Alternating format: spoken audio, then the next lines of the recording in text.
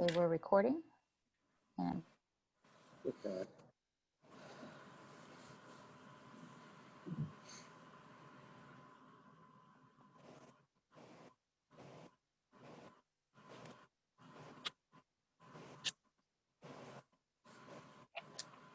I'm sure I'll do it again, but just want to welcome everyone from the Planning Commission.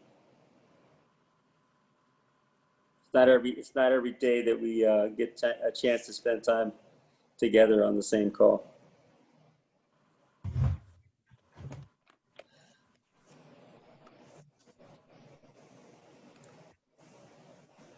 I'd love to have a smile feature on Zoom, you know. Love to have that. Very serious bunch, I must say. There you go, Dick. That's what I want to hear. A little laughter. There you go.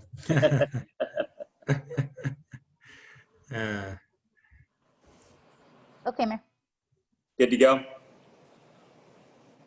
Good evening. At this time, I'd like to call the meeting of the City Council, Housing Authority, and Successor Agency to the Redevelopment Agency and the Planning Commission study session workshop to order, and to turn this time over to the City Attorney for a report on the closed session. Mayor, City Council members, our planning commissioners, welcome this evening, and members of the public. We did have a closed session discussion this evening on a matter of pending litigation, but we do not have any reportable action. Thank you, Councilor. We will adjourn this meeting in memory of Mrs. LaShonda White-Errant to a regular meeting on Monday, September 14, 2020 that will take place via teleconference at 7 p.m. On March 16, 2020, the City Council declared a local emergency in response to the global COVID-19 outbreak. Preserving the health and safety of our employees and the public is our top priority. In accordance with California Governor's Executive Order N-25-20 regarding the Brown Act and guidance from the California Department of Public Health on gatherings, this meeting is taking place by teleconference. The council chambers is closed. The public is accessing the meeting via Zoom webinar or by dialing in via phone. The council members, planning commissioners, and I, along with the city manager, the city attorney, city clerk, and executive team are all in different locations. Please bear with us as the technology may disrupt the flow of the meeting. The agenda has been modified to accommodate the needs of a council meeting that is teleconferenced. At this time, I'd like to ask everyone to please stand for the pledge. And I'm gonna ask Dick Bunce, if you'll be so kind, sir, to lead us in the pledge. I'm gonna ask everybody else to please mute yourself so that we don't hear 7 different versions of the Pledge of Allegiance, okay?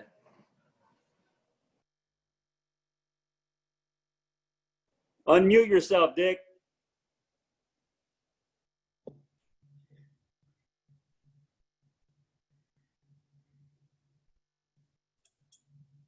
Okay, please stand and place your hand on your heart. Repeat after me. I pledge allegiance to the flag of the United States of America and to the republic for which it stands, one nation, under God, indivisible, with liberty and justice for all. Thank you. Thank you. Don't worry, Dick. Elizabeth does the same thing to us. Don't worry about it. All right. City Clerk, next item. Don't you have to Next item is roll call. continue to allow? Council members Gonzalez, Preciado, Here. Garcia, Here. Ontiveros Cole, Here. Lastro, Here.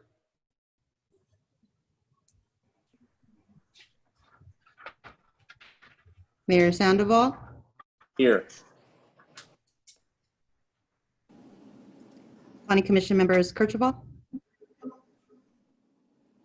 Here.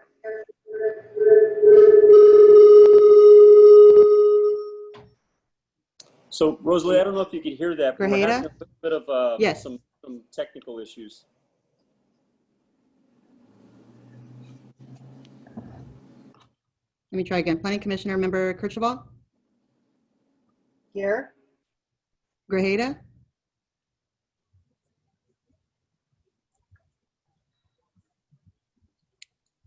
Urbe, Here. Bunce, I'm having trouble hearing. Yeah, sure. Planning Commissioner member Bunce, Here. Vandermolen, Here. Brown, Here. and Chair Camacho. Here. Was anyone not called? Nope. Okay, we're good. Okay, just so you know, if we could ask everybody to just please mute themselves, or if the host can just mute everyone. Hello. Okay. Who's that? Hi, Mayor. This is Councilman Torres. I was cut off through the world saying Okay. I'm here. Thank you. Okay, thank you. All right. City Clerk, I'll go ahead and leave it over to you for the next item. Okay, next item is study session. Item number 1 is the joint City Council and Planning Commission study session workshop regarding options available to the city related to inclusionary housing policies. And I understand we have a staff presentation.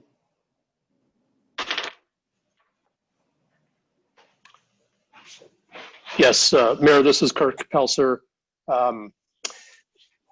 The purpose of tonight's study session is to go through the variety of options and laws and state policies that inclusionary housing ordinances typically fall under in the state of California. Kaiser Marston Associates is the consulting firm that the city retained to help us do this analysis and to bring to the table these many different options and nuances that go into this type of an ordinance. And so Kathy Head, who's a senior principal at the Kaiser Marston's Los Angeles office, she's personally been involved with 30 or so of these throughout Southern California over the years. And she has done a great deal of analysis. It's still in its not quite final form. And some of the discussions and things that we talk about tonight in terms of options that are available will shape the final analysis that will then be put together into a draft ordinance for your consideration in September or October. So tonight's meeting is an opportunity for us to talk about sort of how one goes about implementing and creating an inclusionary ordinance. And again, what some of the options are that we have in terms of how to tailor it to meet Pomona's needs and to reflect the market conditions that are in Pomona. And also an opportunity for the community and the council and the planning commissioners to ask questions. We also have Ethan Walsh, who's a partner at Best and Krieger online, and Ethan will be involved with the actual writing and finalizing of the ordinance as well. And so he's available to help Kathy and to staff answer any questions or put any refinement on points about how we go about tailoring an inclusionary ordinance for Pomona. So with that, I'm going to turn it over to Kathy Head, and she's going to share her screen because there's a PowerPoint slide presentation that goes with this. So you won't be able to see her as we're going through this, but afterwards, there'll be plenty of opportunity to ask questions. I'd like to suggest to the mayor and council that we probably hold questions until the end, but if there's something that's significant midstream, we can entertain that and try and address it along the way.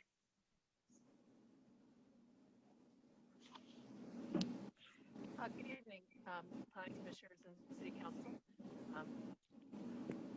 We can't hear her. Kathy,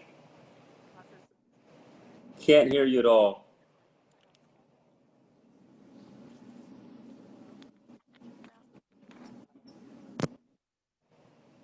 And we know exactly how you feel.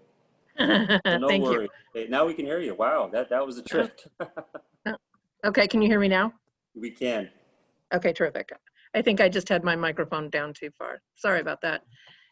I took the headset off and now I feel much more present. Anyway, as I said, I'm Kathy Head. I'm managing principal at Kaiser Marston, as Kirk mentioned, and I'm in the process of preparing the financial analysis for a prospective inclusionary housing ordinance for the city of Pomona. So what I wanted to talk about tonight, as Kirk mentioned, was just a variety of factors that go into the creation of an inclusionary housing program, some of the preliminary information that we've gathered, and some of the options for you to consider when you're going about creating the inclusionary housing ordinance. And as Kirk also mentioned, Ethan's here, so he can offer his actual legal opinion on this as well. So anyway, starting with the page that's on the screen, Over 170 jurisdictions in California currently have inclusionary housing programs of some kind or another. Jurisdictions started doing inclusionary housing as early as the 1980s. In fact, some in the 1960s, but the majority of the policies have been created in the last 20 years. A lot of that is had to do with the fact that housing element law is creating more and more prescriptive requirements as opposed to goals. Part of that was the fact that redevelopment went away in 2012. And so jurisdictions are looking for ways to fulfill their affordable housing requirements. It's tempting to want an inclusionary housing policy to fulfill all your objectives. I'm here to give you the bad news that that's not actually possible because it becomes an onerous burden on development, and 100% of zero is zero. So the one thing to keep in mind from the get-go is that no single program can solve your affordable housing needs. But inclusionary housing has been shown over time to be a very well-structured inclusionary housing programs have been shown to be a very effective way of creating housing. And in fact, in the state of California, they've actually generated more housing units that have been generated by the low-income housing tax credit, which is basically the second most prevalent affordable housing provider. So the key foundation of an inclusionary housing program is to attract the development of affordable housing. There's another way to do this, which is to do an impact fee, which is subject to the Mitigation Fee Act, which is a completely different type of program. It's a program that is only allowed to create housing to meet future need as opposed to existing need. And it's not a production-based program, it's a fee-based program. And so what we're recommending for you in Pomona is an inclusionary program because it's production-based, but an in lieu fee is allowed. So that's a distinction that's important to understand because it's come up in a lot of the lawsuits that have challenged inclusionary over time. And so I just wanted you to know that a production-based program should be an inclusionary housing program, okay? And the purpose of inclusionary housing is to shift some of the burden that the city's faced with via your housing element to residential developers. So again, as I mentioned before, you want to be very careful with that because you want to still see residential development occur so that you can get the affordable housing units to go with it. So the first topic I want to talk about is what is affordable housing? Okay, so in 2020, the income levels for very low income, and moderate income in Los Angeles County for the purposes of inclusionary housing are defined by the California Department of Housing and Community Development, and that's HCD. And so everything we talk about tonight is going to be based on the HCD incomes. And so I gave you this chart just to give you a reference point of the kind of income levels you're dealing in when you're looking at inclusionary housing. So for example, a 4-person household that's a very low income household can earn up to $56,300. Comparatively, a moderate income household at 4 persons can earn $92,750. So that's the range you're looking at. You're looking at effectively incomes for a 4-person household between $56,000 and $93,000. So then what I did was I calculated the affordable sales prices, and I did that based on prototypes that I developed for the pro forma analyses that I've used in my inclusionary housing report. And those prototypes are based on projects that are either currently in the planning process in Pomona or have been recently constructed. And so what I did with those prototypes, and we'll talk about those some more later in the presentation, was I just created more of a generalized prototype for the purposes of analysis. And so again, I want to give you some context on the affordable sales prices that could be charged for ownership housing at the moderate and low income levels. So as you can see on this chart, a 2-bedroom townhouse, the moderate income affordable price is $265,300 in 2020, based on 2020 incomes, 2020 utility allowances, and current day mortgages. The key variables in affordable sales prices are mortgage, interest rates, and property taxes that are charged. The 3-bedroom moderate income price is $343,000. And then when you move to the single family homes, my prototypes are 3 and 4 bedrooms as opposed to the townhomes that were 2 and 3 bedrooms. So the prototype single family homes are $342,100 for a 3-bedroom and $358,800 for a 4-bedroom. The key here, because you'll notice, is the 3-bedroom townhome, the affordable price is $343,000, and the single family home, the affordable price is $342,000. And that is all a function of the fact that the market rate prices, and I know this is a little inside baseball, but the market rate prices for the townhomes are lower than the market rate prices for the single family homes. And so the property taxes charged for the single family homes are higher. This becomes important when you look at the low income. Couple things I want to talk about the low income. You'll see there's a dramatic decrease in the affordable sales price for low income from the affordable sales price for moderate income. So looking at let's just stay with a 3-bedroom townhome, the low income price is $112,800 versus for a moderate income, it's $343,000. The big time difference between the two is that for moderate income, you can take 35% of income and allocate it to housing costs. For low income, you can only take 30% of income and allocate it to housing costs. So the two big differences are the percentage of median income that you're talking about and the percentage of income that can be spent. So I always like to show a chart like this because the low income sales price is so much less than the moderate income price for those two reasons. And one of the reasons that's just the way that California Health and Safety Code wrote up how affordable sales prices are calculated. But the other reason is when you look at the disposable income of a moderate income household versus the disposable income of a low income household, it's significantly less. And so that's why there's less of a percentage available, effectively available, to make it an affordable price for a low income household. The single family homes are even less because of because of the property taxes. Affordable rents are completely different in that regard because affordable rents, it's 30% of the 30% of income no matter what. So you can see in the chart, the very low income rent for a 2-bedroom unit is $796. The low income rent's $970. And then the moderate income, because again, it's a much higher percentage of median, is $1,840.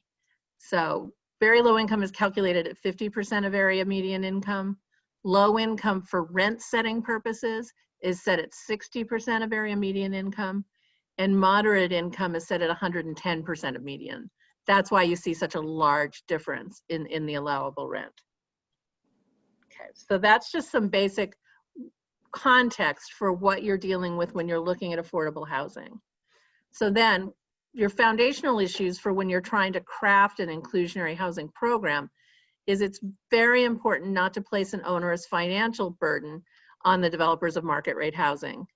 So, and I'm going to mention that a number of times, and it's probably going to become annoying after a while, perhaps already has. The next thing that is a good objective to look at when you're trying to figure out what percentages of area median income you want to use is the regional housing needs assessment targets, because again, that's one of the major needs you're trying to fulfill, especially in the coming up 6th cycle where the requirements are becoming more and more prescriptive. And then the third thing you want to look at is the strength of your residential real estate market. And you want to assess that when you're figuring out your goals and objectives. Because the stronger the real estate market is, the larger the gap is between the affordable price and the market price, which has one set of issues. The lower the prices, market rate prices versus the affordable prices, you have another set of issues, which we'll discuss. So just to give you, the next couple slides talk about your 5th cycle RENA and your 6th cycle RENA. Once the 5th cycle ends, you don't have to think about the 5th cycle anymore. So what you met, and what you didn't meet, you didn't meet, and you start over again with the 6th cycle. But this is just for reference purposes. So you can see on this chart that you, like most communities in California, did not meet or will not meet your 5th cycle RHNA goals. You're close on the moderate income, but then you're about 3/4 of the way on very low and low, and then you're less than half of the way on above moderate, which generally, for the purposes of inclusionary housing, is not an issue. Uh-oh. I need that to go away. Okay, so then on the 6th cycle RHNA allocation, which is the one that's anticipated to occur starting in 2021, you can see that those numbers have gone up dramatically. And that's true again for every community in California, largely. So in that case, what you're seeing then is very low income of about 2,800 units, low income of about 1,300 units, moderate income of about 1,500 units. Okay, thank you. So you have about a 10,005. Just real quick, Kathy, before you continue, can I just ask every panelist to please mute themselves? Just double check, make sure that you're muted. We're just getting some feedback. I think we're okay now. Okay, Kathy, can you hear me? Thank you. I appreciate that. Okay, so anyway, so you have about 10,500 is your RHNA allocation projection for the 6th cycle, which is 2021 to 2028. Nearly 5,000 of that is above moderate. So what your real concerns are the very low, low, and moderate income.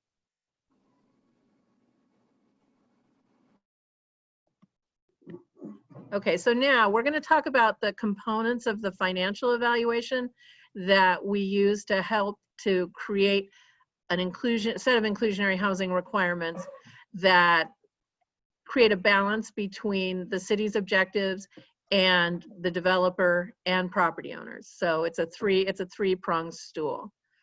So key issues, and this is really important, is that there are defined legal standards for implementing an inclusionary housing program.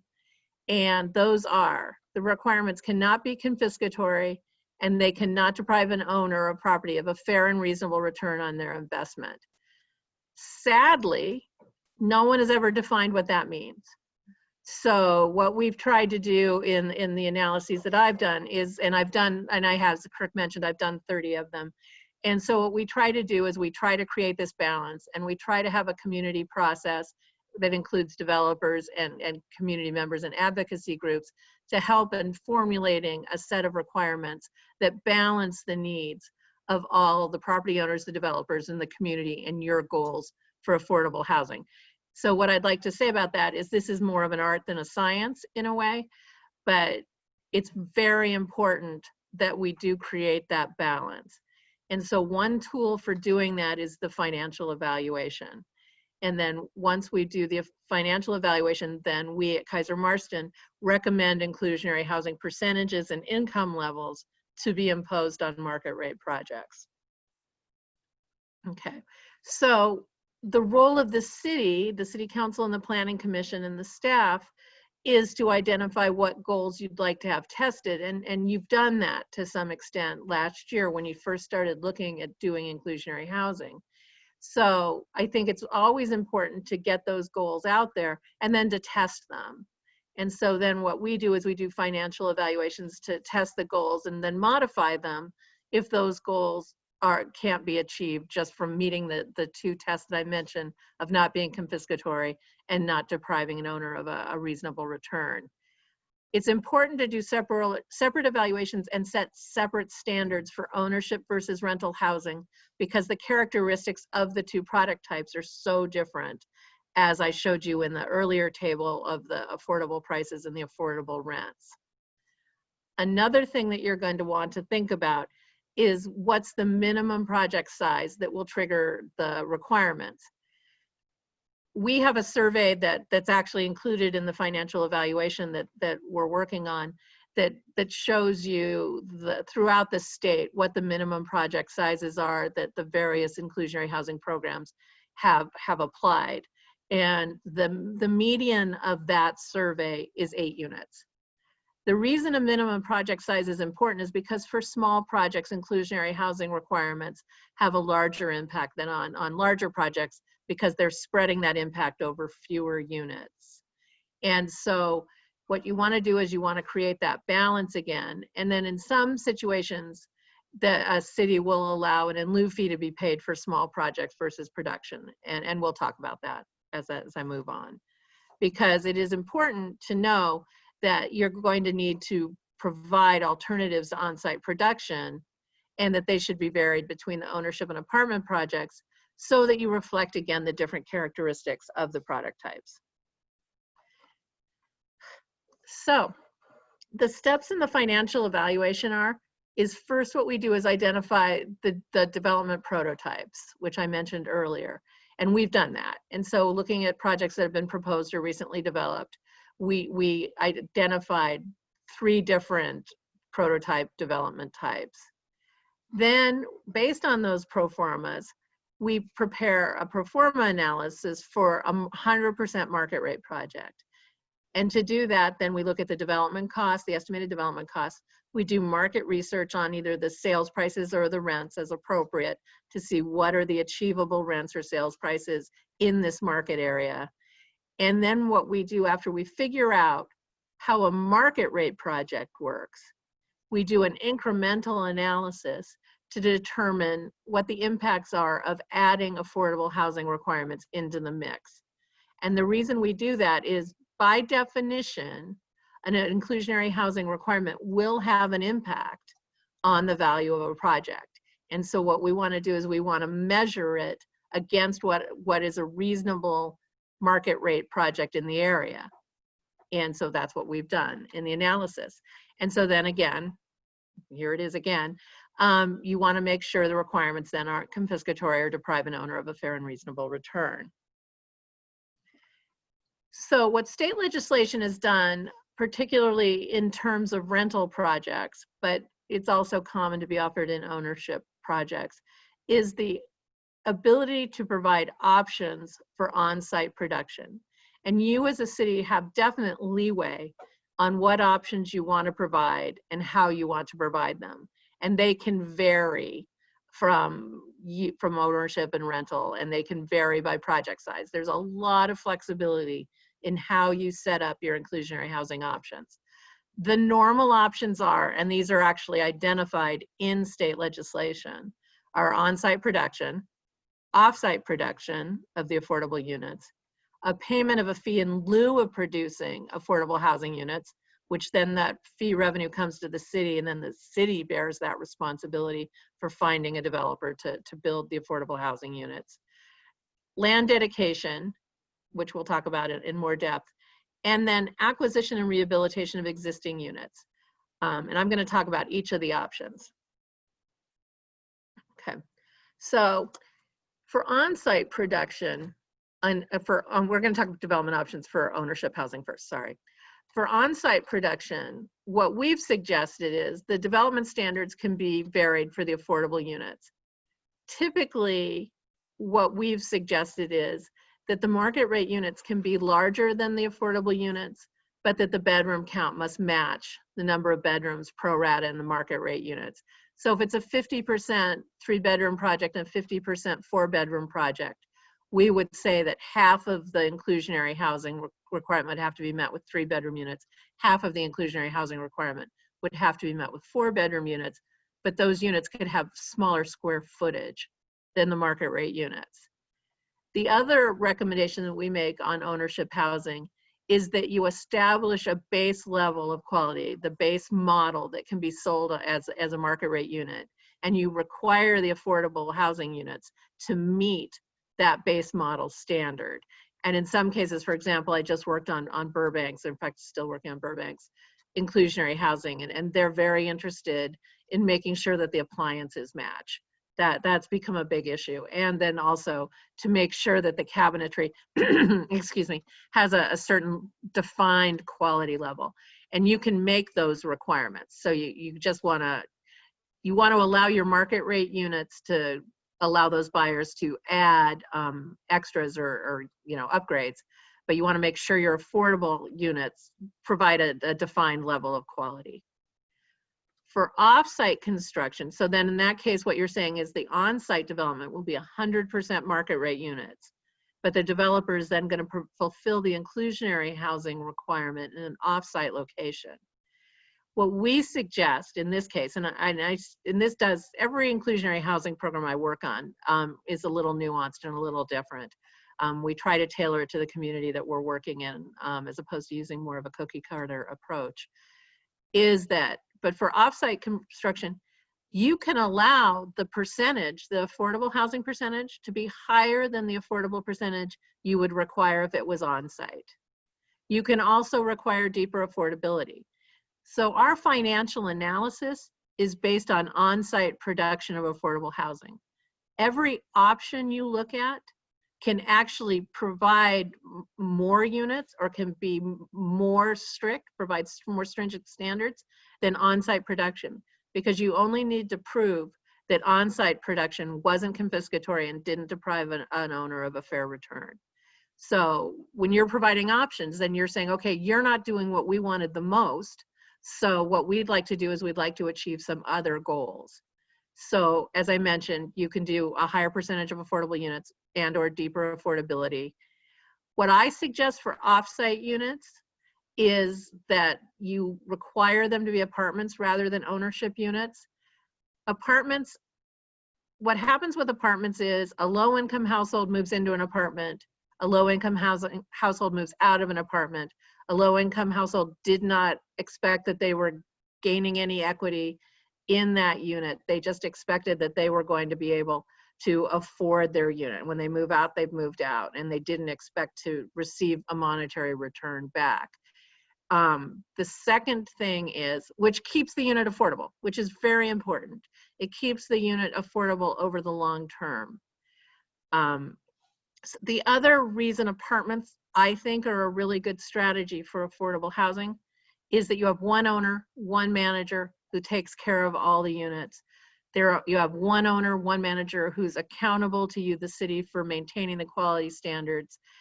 And you have a consistent set of quality standards for all the unit in the project. Whereas if you provide offsite units that are ownership units, that means you have ownership, you have 3 ownership units on the west side of town and 2 ownership units on the north side of town. And you as the city trying to administer all of those units in different places is a heavy administrative burden. Also, just different owners are going to have different financial wherewithal for affording the continuing maintenance and the continuing expense of owning an affordable, of owning a house. And so you're going to see different levels of maintenance and different levels of exterior quality. And so those are just a few. Again, this is a recommendation. It's not a requirement. It's just that I'd share that with you. The other thing that I do think is important is that you have the offsite units within a defined distance from the market rate project. You don't want to put all your affordable units in one part of town and create an isolated area of affordable housing. Because one of your goals is you're trying to integrate affordable housing within your housing stock. And so I suggest you try to keep the offsite production nearby the market rate project. The other thing you can do and should do is have the bedroom mix match the market rate project. Okay, then another option that's available and is very commonly offered is the payment of an in lieu fee for producing the required number of affordable units. Okay, so development options for apartments. Development options for apartments are guided by legislation from the state, which was AB 1505. It was adopted to fix a problem that the city of LA created for everyone, which was, there was a lawsuit that resulted in the prohibition of putting inclusionary housing requirements on rental projects. So the legislature ultimately, and it's related to Costa-Hawkins, and when you read my report, there's a whole lot of pages about it. But it's called the Palmer Fix. And so when they did this, they said that you, the jurisdiction, can impose inclusionary housing requirements on apartment projects, but You have to adhere to standards that HCD has the right to impose on you. And HCD, so the legislation itself was a little bit murky and a little bit ambiguous. HCD subsequently wrote guidance to say, no, we really meant this. And so the basic situation is what HCD and the state was trying to get you to do was not to impose more than a 15% requirement for inclusionary on apartments, and not to include a household income standards that's less than 80% of AMI. So in other words, they don't want you to do anything more stringent than 15% at low income. Okay. So HCD and the legislation defined the same options that I've already talked to you about for ownership units. So they're off-site construction, payment of an in lieu fee, dedication of land, acquisition and rehabilitation of existing units. So the recommendations that we have for the development options for apartments is that in an apartment project, especially this becomes a multi-phase project question as much as anything, is you want the units to be constructed at the same time as the market rate project, and you want to have the affordable units dispersed throughout the projects. So you don't want them all in one location in the project, and you definitely want them to be constructed at the same time. Much like the ownership unit issue on-site production, it's okay to have the market rate units be larger, but then the suggestion is to make sure the bedroom count matches. It's not a requirement, it's just a recommendation. And again, the interior improvements have to meet a certain standard. I like an objective standard. I like something that you can look up and read and see and point to. And so what I've suggested, the low-income housing tax credit actually has defined quality standards that can be imposed. They tend to require very high quality. So it's a good standard. It's not the only standard, and it's certainly not required to do that. It just makes it easier if you have something to point to. For offsite construction, again, you can make it be a higher percentage of affordable units. You can also then make it be a stricter affordability level than on-site production. So there is an advantage in some cases to have it be off-site so that you can get deeper level of affordability. Again, you're going to want it to be near the market rate project, I think, and I think you'd want the bedroom mix to match. But these are all policy decisions. Everything I talk about on this page are basically policy decision.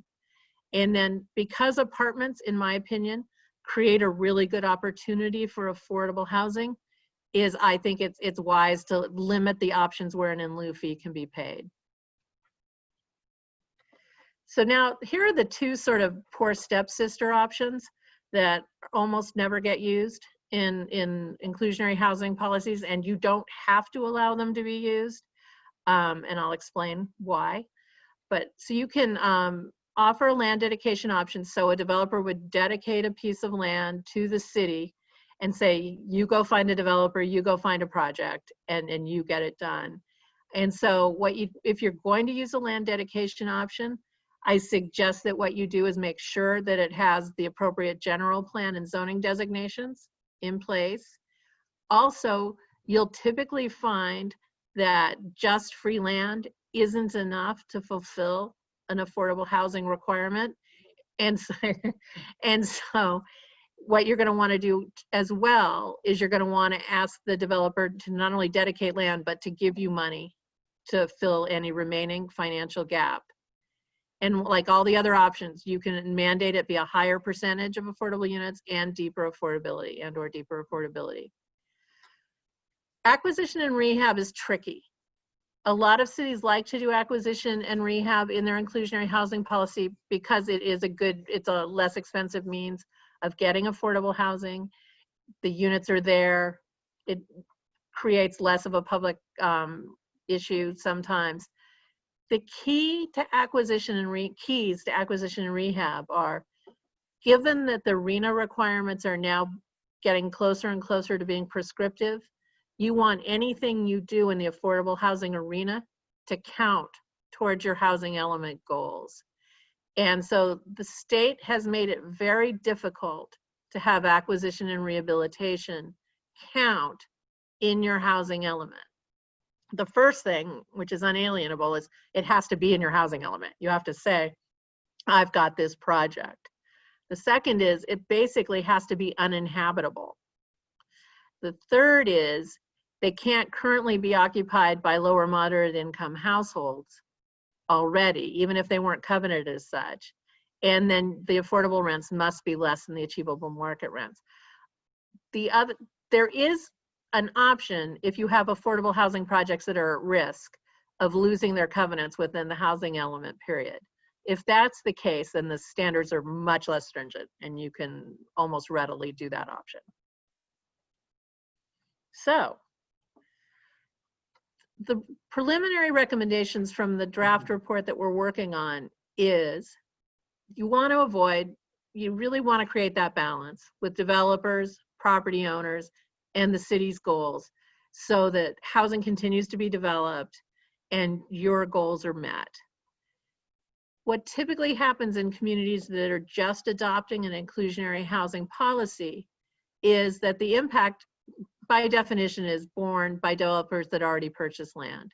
So developers, if they purchase land before an inclusionary housing obligation was placed on the property, they bought it assuming they could do 100% market rate units. The property is worth more if you can do 100% market rate units than if there's some restriction like an affordable housing requirement or like an increase in development fees or anything that impacts the development economics without increasing the value. So at the beginning of an inclusionary housing policy, the folks who bought land see an impact from that. And if they go ahead and develop on it, what that means is their profit has been reduced. It's not illegal. I mean, it's not, you know, but it's just something that you need to recognize that that impact is borne by folks who've already bought land. So after the policy is adopted, then what happens is, as with anything that impacts land values, like again, a development fee or an affordable housing requirement or a global pandemic, people don't want to spend as much money for land because they don't get the same economic return from that land. So after a policy like this is adopted, and it's not just inclusionary, I think that's really important to say, it's anything that reduces land value without increasing sales prices or rents, is developers then attempt to bargain for land prices that reflect those impacts. So then what you typically have is you have owners, and a lot of owners who've owned land for a long time and possibly have uses on those lands, and they're not interested in lowering their prices, even if their land is worth less. So during that initial implementation period, you may see owners holding off land sales until the market demand creates increased prices. And then over time, land prices adjust. And I did a study on this, an informal study on 4 cities in Southern California that adopted affordable inclusionary housing policies. And I looked at development 10 years before the policy was implemented and 10 years after the policy was implemented. And it was interesting that there was actually no discernible impact of the policy happening. So it wasn't like after the policy, all of a sudden development stopped. It went up, it went down, both before and after. So there are a lot of economic factors that influence when residential development is going to occur. Inclusionary is undoubtedly one of them, but it was not the most important one, clearly. And I have charts, not in this PowerPoint, but I do have charts to just show there was absolutely no correlation between when it was adopted and what happened to residential development patterns. Okay, so we're in the recommendations section. If you think back to much earlier in the presentation when I discussed what is affordable housing, and I discussed on ownership housing, the really large difference in the affordable sales prices for moderate income units versus low income units. It's really important for 2 reasons. One, you want your homeowners to be successful. You want your homeowners to be able to afford to comfortably live in their home and be able to maintain it over the long term. And moderate income households, because they have significantly higher incomes than low income households, they have more discretionary income to devote to that. Second is when, as I mentioned, we run these iterative pro formas to see what the impacts are of imposing inclusionary housing requirements. And when we tested based on the market rate development that's currently occurring in Pomona, was we tested putting any kind of low income requirement on it and found that the magnitude of the financial impact creates an onerous burden. And another thing to think about when you're thinking about onerous burdens is housing element law also has a requirement that you not act as a constraint to development. And so you need to be careful in how you set up these requirements. So it is my strong recommendation that when you do an inclusionary housing program for ownership units, you focus on moderate income. Similarly, after AB 1505 and the subsequent HCD guidance, I don't think as your on-site production, you should set the affordability level any higher than the low income rate. Again, if you go off-site, then you can allow off-site production, you can allow a more strict standard. But if you want to, for on-site production, I really recommend you staying at the low income level. The other thing that you may experience, and is something to really think about as a policy matter irrespective, is once you impose an inclusionary housing requirement, you may see substantially more use of the state density bonus than you've seen historically. That's really common. I don't know if you've been following Pasadena, but Pasadena just recently, after about a year and a half of study, just increased all their inclusionary housing requirements, because what was happening is every developer was using density bonus, and so the city wasn't getting any more units by having inclusionary than they would have just by density bonus alone, which is, by the way, a little bit of by design, because the state density bonus is meant to act as a carrot for developers to provide affordable units. So it's not necessarily a bad thing that that happened, that the developers really were using density bonus to produce the affordable units, because then it created less of a burden on the market rate development, which then it wasn't a constraint to development. But Pasadena's real estate market is so strong that it could support the higher inclusionary rate. And so that's what they just recently did. The things you want to think about within lieu fees are varied. And so, but the first thing you want to decide is, do you want to allow a developer to pay the fee, pay an in lieu fee by right, or do you want to require them to jump through some hoops in order to be able to pay an in lieu fee?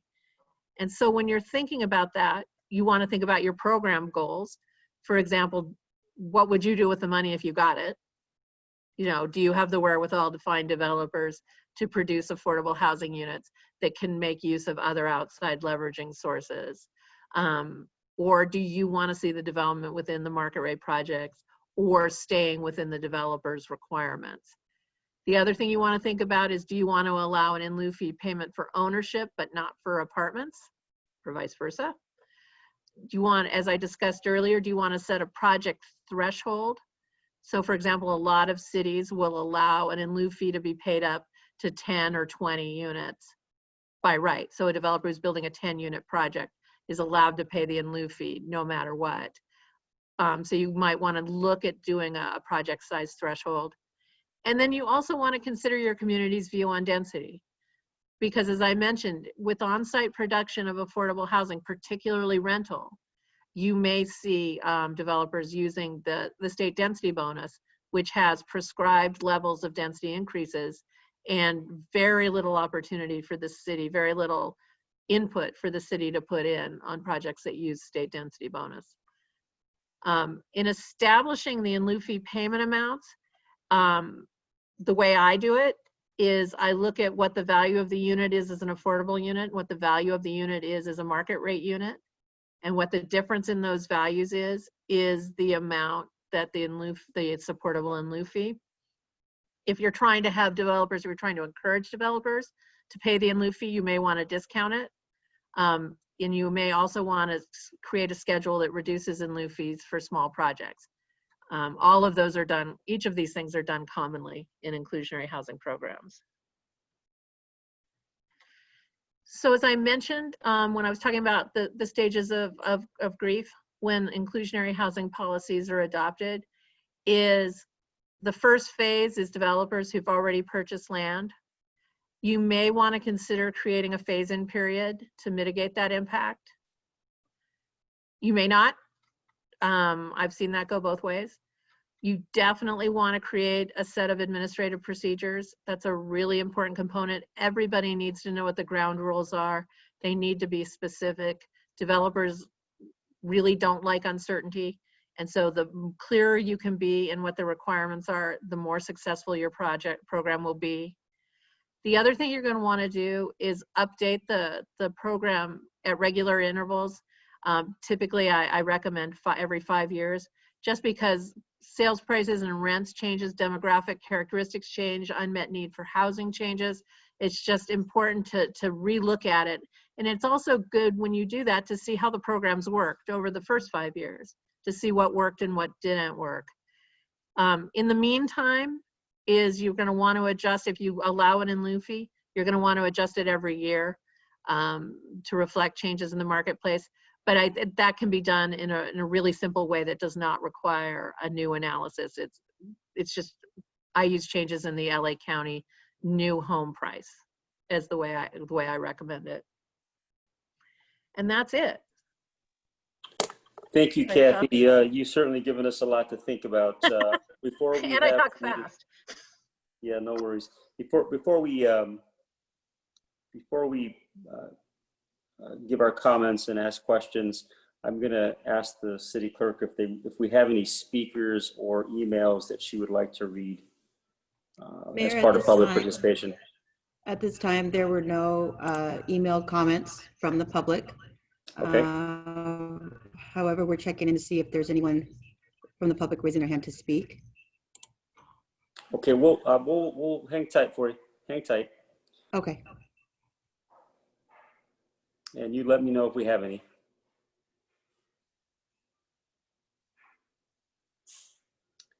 And at this time, if there's anyone in the public who would like to speak, please raise your hand. And we do have one speaker. Okay.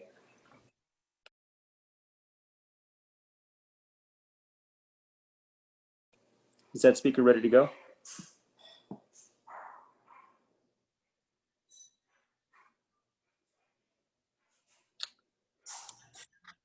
Mayor, we do have, I'm sorry, we do have one question in the chat box.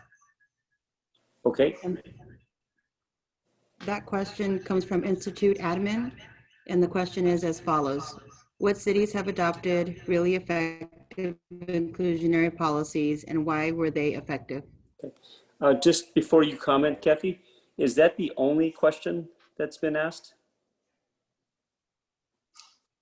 As of right now, yes. Okay, so in essence, after that question, we can close public participation, correct? That is correct. Okay, so that question, I think we can take it up as part of our questions that we ask from our planning commissioners as well as the city council, if that's okay.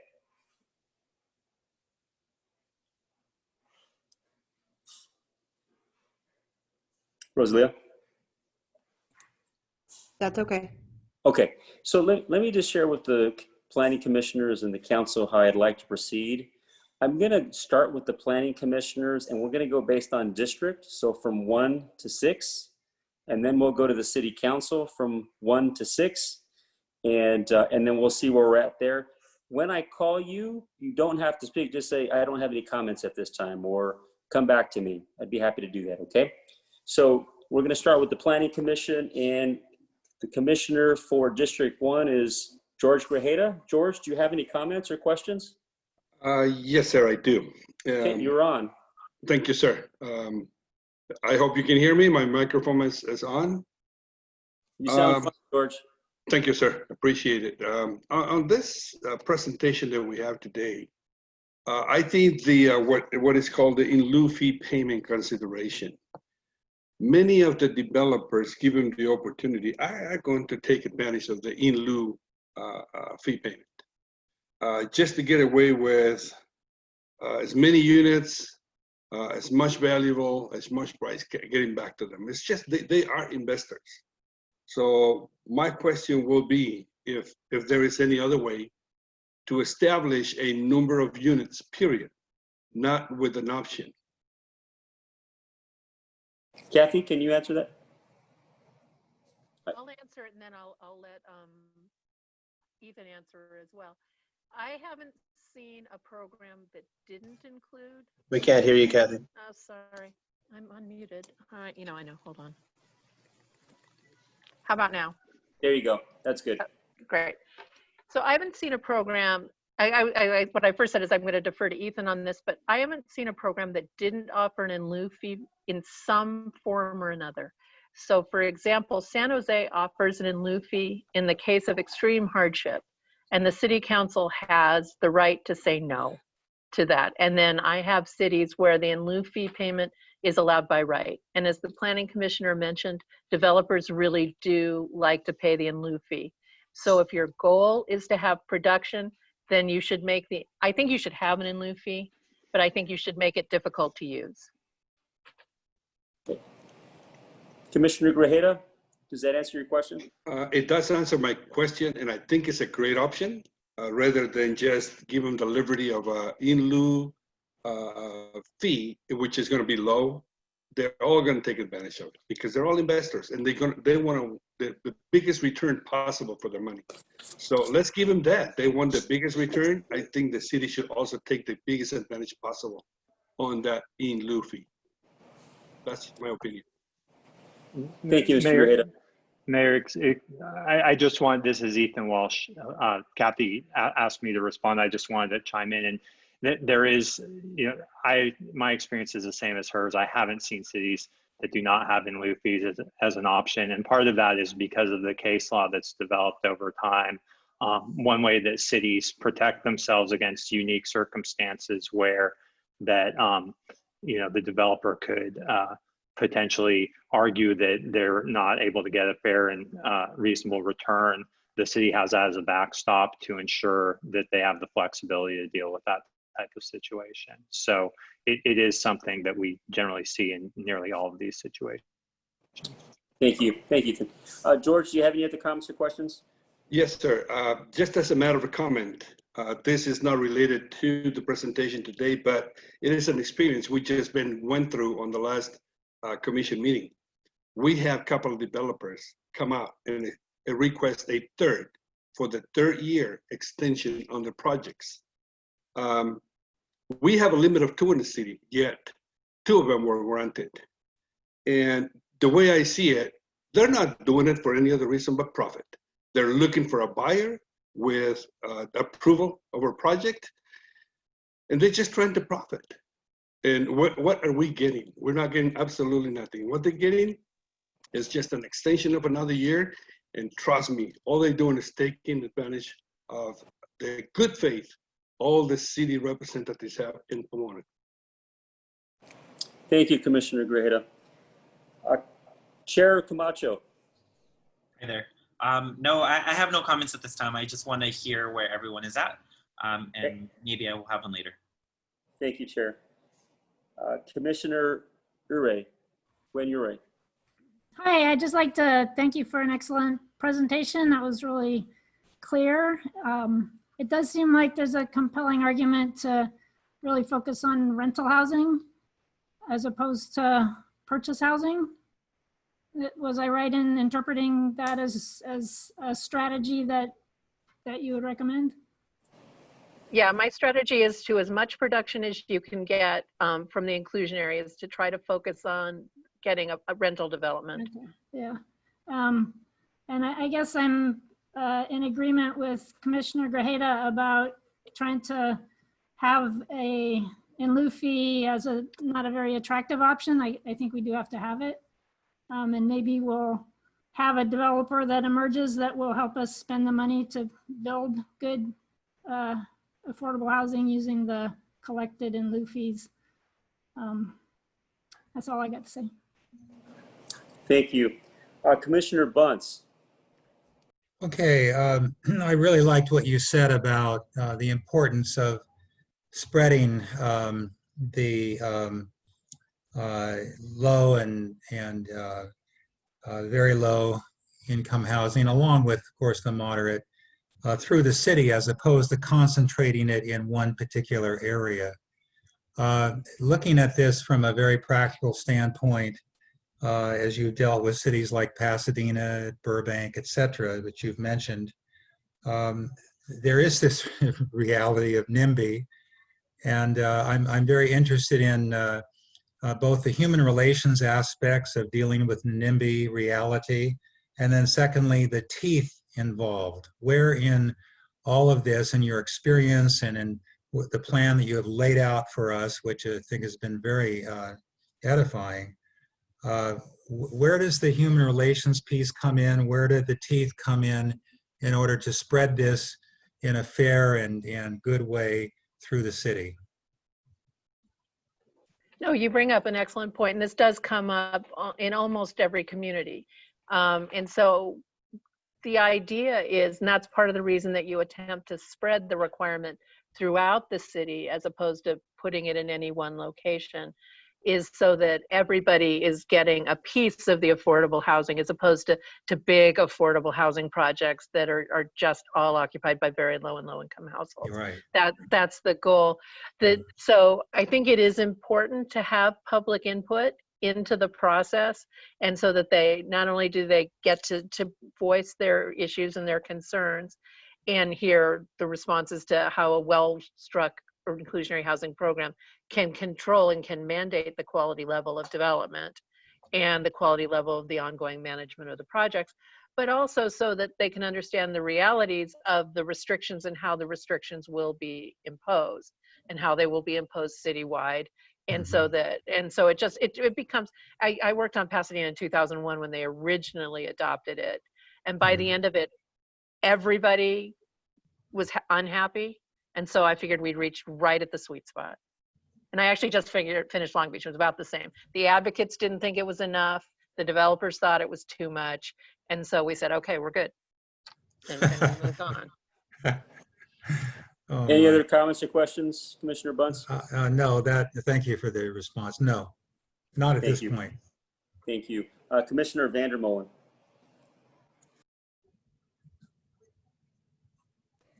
Mr. Vandermolen, you are on mute. If you'll unmute yourself, please.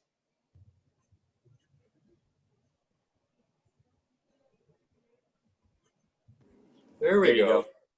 There you go. Wasn't paying attention. Okay. First of all, kudos to what I thought was an excellent presentation. I read it all through before, but having it a second time through, I thought really brought it home for everybody with your extra comments and everything, and really brought an understanding to what this program is. Just a few things and comments. Do you have an idea? I would be curious to know how many of the surrounding cities of Pomona have this program at this time. I mean, when I mean my surrounding cities like Chino and Laverne and Claremont and Glendora, the immediate cities, are they involved with the same kind of program? I mean, is this happening in those cities as well? Just curious. Sure. Claremont's had inclusionary since 2008. I actually worked on it. Then we hit the global recession immediately, and so then nothing happened until 2012, and we completely revamped it. San Dimas has inclusionary. Ontario has a development agreement type inclusionary. Laverne at the moment does not have it, and Diamond Bar doesn't have it. Chino Hills has an in lieu fee, but not a very low in lieu fee. But so nobody produces; they just pay the in lieu fee. Okay, thank you. In perceptions with developers on inclusionary housing, what are the tendencies when they look at a city that has them versus not? What, do you just have any feeling about it? Just curious, again. Yeah, no, sure. And so what's happened, there's a number of developers who work in a lot of communities throughout California. And so they've become used to inclusionary housing requirements being imposed, given there's 170 of them. And so, for example, developers like the Olson Company, City Ventures, folks like that, I've actually spoken on panels with them where they've said they understand it. It's something that's just in the landscape. It's one means of providing affordable housing, and they're just building it into their development philosophy. I really do believe, and I work, I've been in this business for way too long. I've been in this business for a very, very long time. So I know a lot of developers from redevelopment work and city work and inclusionary work is if you have a well-structured program that doesn't, it's the do no harm program, then they'll accept it and they'll move forward and they'll continue to develop. And for example, we just did Long Beach and there was some downtown pushback, but then at the end of the day, at the meeting where the council approved it, we got very little pushback. Yes, it's definitely where the tendencies are going in California, period.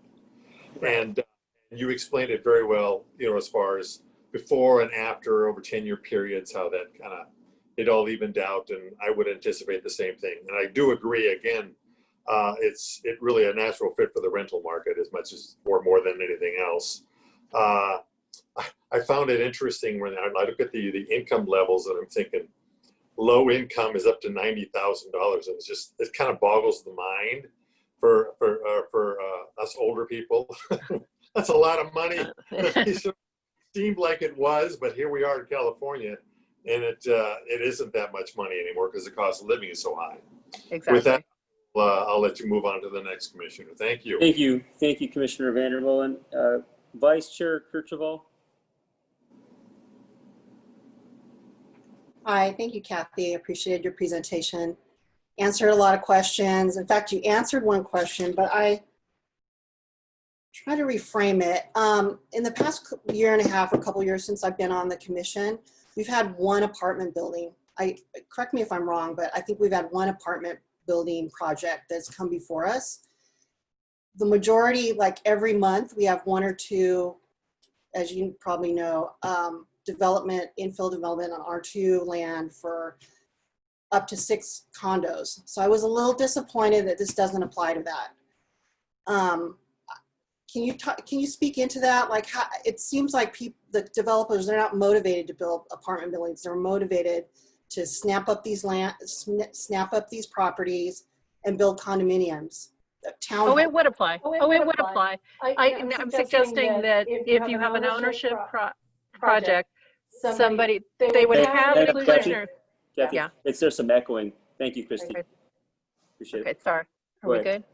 Sorry. That there would be a requirement imposed on ownership development. It's then if they wanted to produce on site, they'd be allowed to produce on site. But if they wanted to produce off site, I'm suggesting they produce the affordable units off site as apartments. I'm not suggesting I'm going to not make too many negatives in that sense. I'm absolutely recommending there be a requirement on ownership development. So does that answer your question? Well, you said specifically that this whole plan, it applies to places that have more than 8 units. Oh, I understand. Okay. No, I said that was I'm sorry. I said that was the median in the state of California in the surveyed, but you can absolutely, like, for example, I have programs that start at 3. And so, and another thing you can do with the small unit projects is you can allow them to pay the in lieu fee, because it is tough to, if you have a 4-unit project, it's tough to make one inclusionary unit. It's very tough on the economics, but you could absolutely charge an in lieu fee for that. Okay, because I've thought too, like, can we ask them to build like 1 unit less, but then that would just drive up the prices of the other units they're building. Only if they're bigger and more valuable. Right. Okay. Thank you, Vice Chair Kirchhoff and Commissioner Brown. Yeah, thank you. Yeah, thank you, Kathy, for that presentation. And I had many of the same questions that Vice Chair Kirchhoff had, really thinking about this idea of sort of a minimum, because it seems like the majority of the projects we're dealing with are infill projects that are, 8 units or sometimes less than that, sometimes a little bit more than that.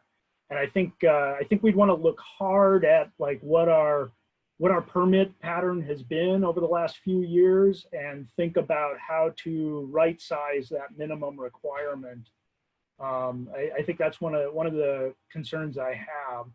I think the other question I had about that, based on your experience, Kathy, is if a community sets a minimum like 8, for example, has that tended to result in a proliferation of 7-unit projects to avoid that requirement? Or No, that's such a good question. When I was working, and I don't know why Pasadena just keeps being the right example, because I have worked on 30 of them, but I was working with the planner in Pasadena, and he was really obsessed with how numbers rounded. And I thought his obsession was a little strange, but then at the end of the day, he ended up being exactly right, because the way we said it was, if we said it at 10, people would build 9. In Santa Monica, the standard is 4, so people would build 3.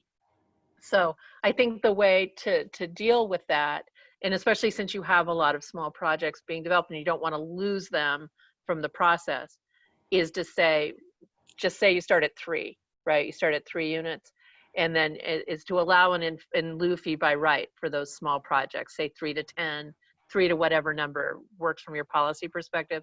So you pick those up.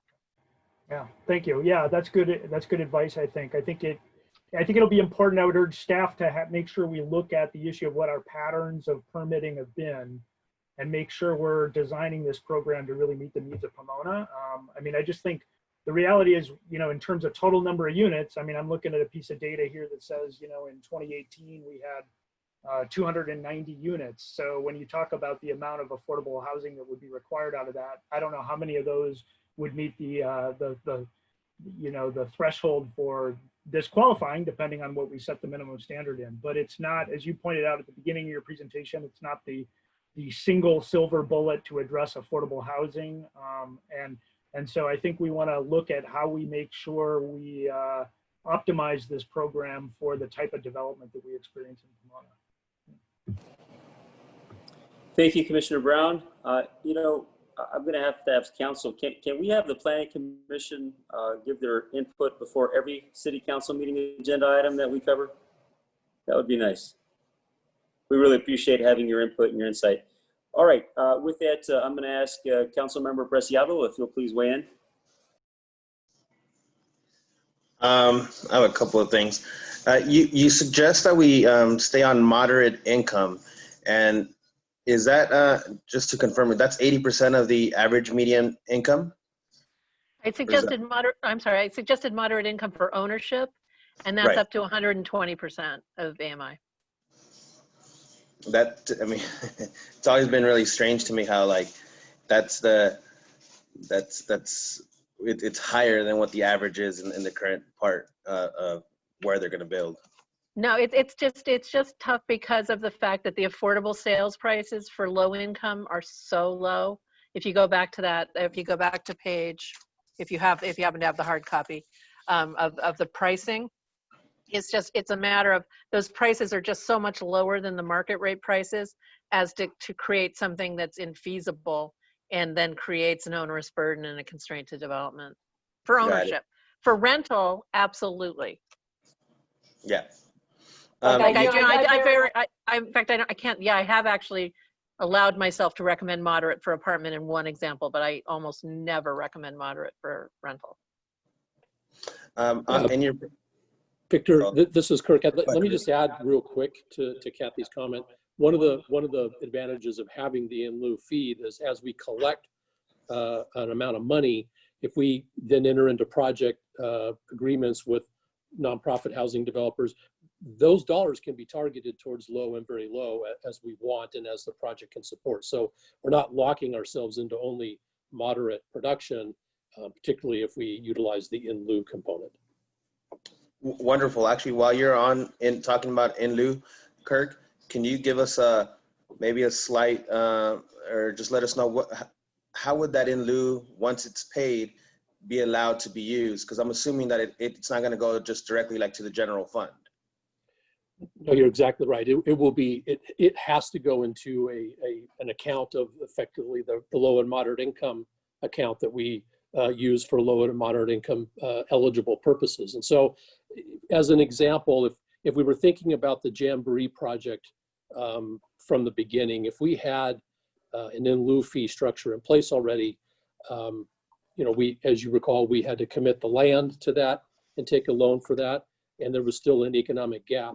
We could have made a recommendation and infused additional money into it directly as a way of making that project more competitive for the tax credits. So, with an absence of redevelopment, as Kathy mentioned, very often just free land or deferred cost on land is not enough to get a project.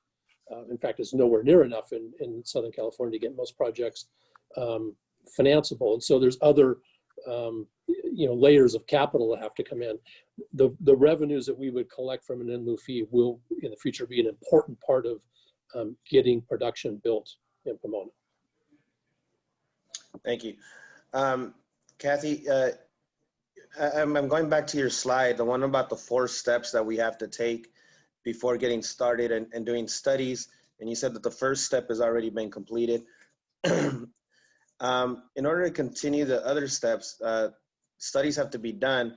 Could we not just use one of the other studies from the other 170 cities, or is it because it has to be city specific? It absolutely has to be city specific because your sales prices, your rents are different, your income levels are different, your affordability gaps are different, your types of projects that are being developed are different. So it's really important to do an individualized study. We actually have a draft, so we're well along the way in this process. We just want to make sure that we get the appropriate feedback from a session like this before we come out and say you should do X and Y and Z. Excellent. Your suggestion about offsite development being apartments. So that's just your comment. That's just the one that you see always being most effective. I know that you mentioned one manager, one person to take care of that. And I don't know, maybe Kirk. So if we do build those apartments, are those apartments owned by the city? No, they would be owned by a developer. It would be whatever developer we would have to find to build the development, right? Correct. Okay. I had a question about your phase in. Kathy, you mentioned that you did a study about 10 years prior, 10 years later, which I would like to see your graphs if you could later send them to us. Sure. Oh my. And so if I understood correctly, it doesn't really make that much of a change. I'm okay with like projects that are maybe already applications in, things are almost already going on, no problem. But like if it's just a plot of land that's probably been there for X amount of time, I'm not gonna grandfather them in, allowing them to be out of the inclusionary housing. No, that's absolutely a policy decision. I've definitely had programs that were based on entitlements already being in process, either entitlement application or building permits being issued. Different, I've had cities that started saying we're not going to have any pipeline at all, and then have revised it to allow entitled projects. But that's absolutely a policy decision. And Victor, this is Kirk again. What the staff recommendation is going to shape up to be in our case is that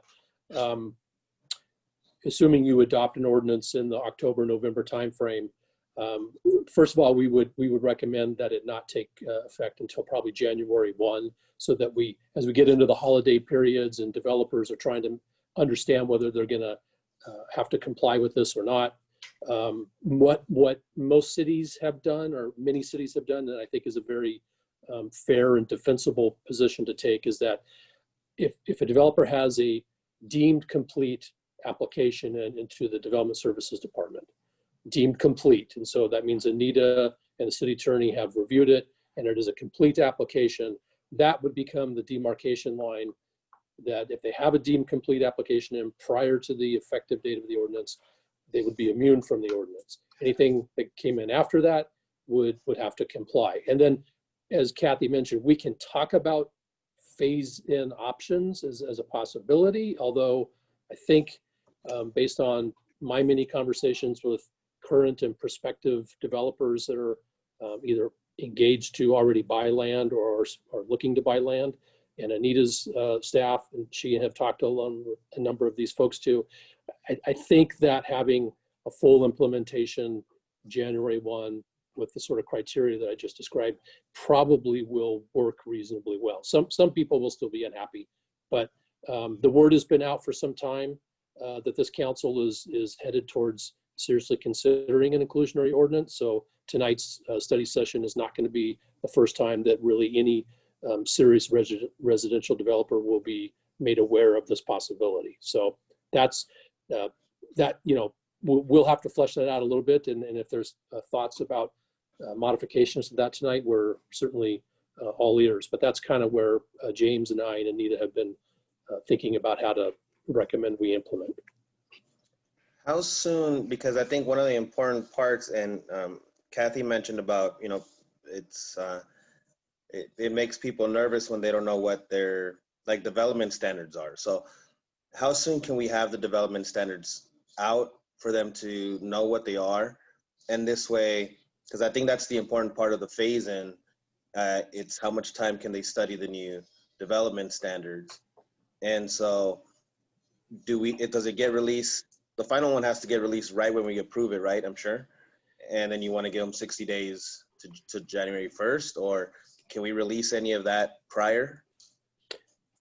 Well, we certainly can have another study session, or we can have a conversation just at a regular council meeting in advance of bringing the actual ordinance. As Kathy mentioned, she's close to finalizing the economic analysis part of her effort, and Ethan is drafting the ordinance. I mean, it's not final at this point. My intent was to bring the whole package to you to consider a first reading of the ordinance in September. We could peg that for late September, and in early September we could have another discussion meeting if that's the pleasure of the mayor and council. Yeah, Councilmember Preciado. No. Come on. Let's we don't want another study session. We love the planning commission, but we don't want to do this again. I said, how soon can we start looking at some of this stuff? And tomorrow, you can start looking at it tomorrow, man. Hey, I mean, we don't have to have this whole meeting. Just feel free to just bring it up at any regular meeting. Yeah, I mean, you know, but you understand what I'm saying. It's I do. The faster that these developers can see what the standards are, then the faster that they can just accommodate and start building. I know that you suggest for allowing regular review of the amendments. We don't have to go through the study each time, do we? Or is that also recommended that each time that we want to do amendments or changes to the inclusionary housing ordinance that we do the 4 steps? So I think what I've recommended in the past is to look at it in 5 years. You can look at it in 5 years and say, no, nothing's changed, and then not do a study. Or you could look at it and say in 3 years and say, oh my gosh, everything's changed dramatically. We need to relook at this. It's like I said for Claremont, we did it in 2008, and then we redid it in 2012. Okay. As far as adjusting the in lieu fee, would we be able to, or any of the fees and any of the costs, would we be able to put it in already as a formula instead of a set number that adjusts through cost of living and market change? Yeah, what I've suggested rather than cost of living is just looking, it's a published number, is the new home price in Los Angeles County. So you look at it in 2019, look at it 2020, you see the percentage change. You apply that percentage change to your in lieu fee. I like that right there. So it's easy. That's what I've recommended all over Southern California. So people just call me up. I can actually do it in like 10 minutes. Perfect. Mayor Sandoval, I'm sure you'll be happy about this, but those are my comments for now. Yeah, that was well beyond the 3 minutes, Councilmember Preciado. All right, Vice Mayor Garcia. Thank you, Mayor. You're gonna have to all forgive me just because in my head, there's so many issues that kind of go together with this inclusionary housing ordinance. First of all, I'd like to thank Commissioners Brown and Curvatral for voicing my own concerns about infill projects here in South Pomona. It seems like we're constantly getting inundated with what I like to call the South Pomona special.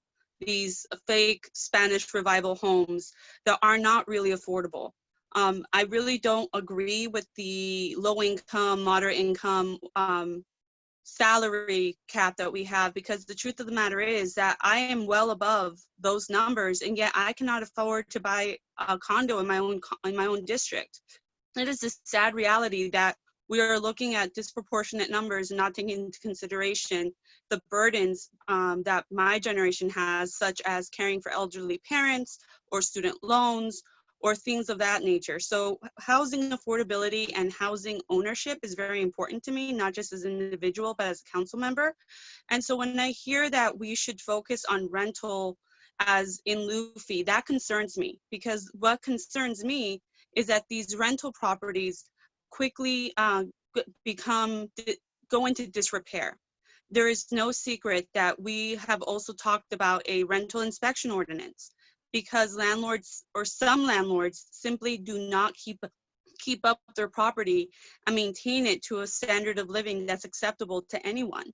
So those are some of the concerns I have. I also have concerns about the in lieu fee. I'm very happy to hear that we have a formula so that we don't have to wait 30 years to update it. I'm also very concerned with the zoning around our city. My parents' home is currently zoned as R2 or R3, which basically means that the entire block that I live on, which is single family, could be converted into apartments. And that's unacceptable to me. I think that we really need to focus on home ownership and helping people get to that level where they can afford. I completely agree with having a minimum of 3. If it's 3, one of them has to be inclusionary. That just makes sense to me, as our community clearly shows that there are multiple families living in single apartments because of the cost of rent. I would also like to know if, I'm sorry, my train of thought kind of left. I would also like to know if there's anything that we can do to make it so that we are in a defensible position, but that this ordinance goes into effect right away. I'm sure that many of you who have heard my comments in other meetings before understand that I think that developers have gotten a big enough break in the city of Pomona already. Our fees are lower than any other city around. They have held on to vacant property for years and years and years and done nothing to it but blight our city. And for them to have bought a piece of land 30 years ago for $80,000 and now want to get, into a little bit of a legal tussle with us because they want to get millions of dollars in profit is really, I understand the rights as landowners, but it seems really unfair to me that they are able to hold on to this empty land for decades, blight our city, and then when it's convenient for them, develop it. So I'm sorry if I made no sense or I posed no questions. I just wanted to be very clear on where I stood, and where I want is a very firm, very clear inclusionary housing ordinance that truly benefits everyone living in our city and really makes up for everything that we have to do for our residents. So those are my comments. And again, apologies if I was scattered or didn't ask any questions at all, but thank you for your time. Yep. Okay, Councilmember Ontiveros-Cole. Yes, thank you. This was a very extensive study, a lot to swallow, a lot to take into consideration. I was pleased to hear that the housing would be dispersed throughout the city. That to me would, nobody wants to be pinholed into something that is low income, being mixed into the other income environments would be very beneficial for the city. Regarding rent versus ownership, yeah, we do need some affordable apartment housing, but for the last 4 years being in the council and listening to my colleagues as well, we want our community, our people, our low income people that struggle very hard and work very hard to be vested in a home. Now, granted, we will be getting apartments. This is something that is coming down the pipeline, but to be able to be vested is to purchase, is to be able to be part of the city of Pomona. Apartments are great, but my concern is this: when we're talking about the ownership and the management, they begin as nice looking apartments. They show good intentions, but like Council Garcia said, they start to slack off. They start showing the lack of care, the management, the landscaping, everything. We have encountered so many problems with this type of attitude. You build, you let somebody come in, become the manager, and then the owner just goes ahead and collects the rent. We have all this in the city of Pomona. I would like to see more affordable housing that somebody can purchase, that can say, this is mine. I think when you have somebody vested in the city of Pomona, they have a tendency to be more concerned and more proud of where they're living. Granted, yeah, we do have some apartment units that are fine, some that are kept up, and yet we have one right next door to the other that has been neglected. And so I don't think it has anything to do with management or ownership as far as, you know, what are we going to do? Are we going to be able to make these owners accountable? Have we done it yet? No. This is what we have to consider. There's homes on South Pomona, and they were built on Lexington a few years ago. High $470,000 homes. I agree with Garcia that, you know, you can work and make a pretty decent income and you still can't afford some of these homes.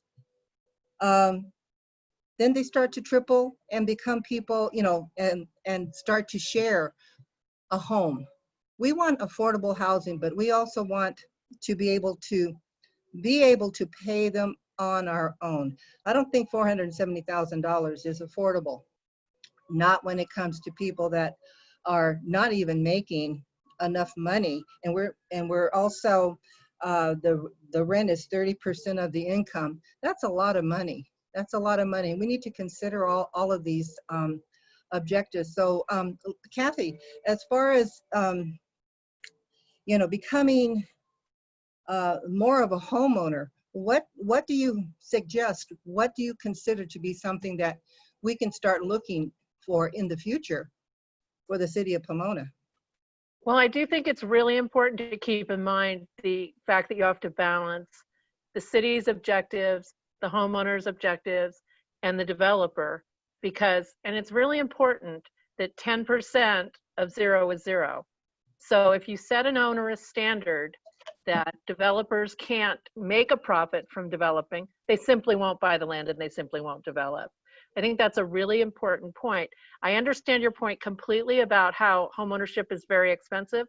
It actually dovetails with my point that it's very difficult, just even if you got the affordable price for a low-income household, is then down the road when the roof needs to be repaired or the plumbing needs to be replaced, the low-income family doesn't have the discretionary income to make that improvement. So to have successful homeowners, and I totally understand your objective, and it's a valid objective. It's just from an economic or financial perspective, it's very difficult for a household who can't afford to spend 30% of their income on housing. Forget the sales price. They have to pay the property tax no matter what. They have to maintain the house no matter what, and stuff breaks. You know, owning a home is very expensive, and that's an important consideration when you're thinking about an affordable housing policy.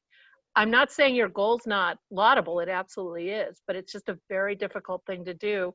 The successful low-income ownership programs that I've seen are tend to be the nonprofit self-help, like Habitat for Humanity, organizations like that, who that's their mission and that type of development. And it requires a lot of assistance. It requires a lot of public assistance. I guess though, Kathy, my concern is that we have surpassed, I think, more than 50% as renters. And that's Right. my concern. That's what I'd like to do, is see, kind of get back to where a person can afford a home and not be, you know, on the lower end of it rather than the higher end of it. So that's my comments. Thank you. Thank you, Councilmember Ontiveros Cole. Councilmember Lestro. Thank you, Mr. Mayor. Kathy, thank you for the comprehensive presentation. I printed out the PowerPoint ahead of time, but I appreciate your elaboration on each of the topics. And so I want to thank you and Ethan for the work that you're doing in doing the analysis and bringing something back to us.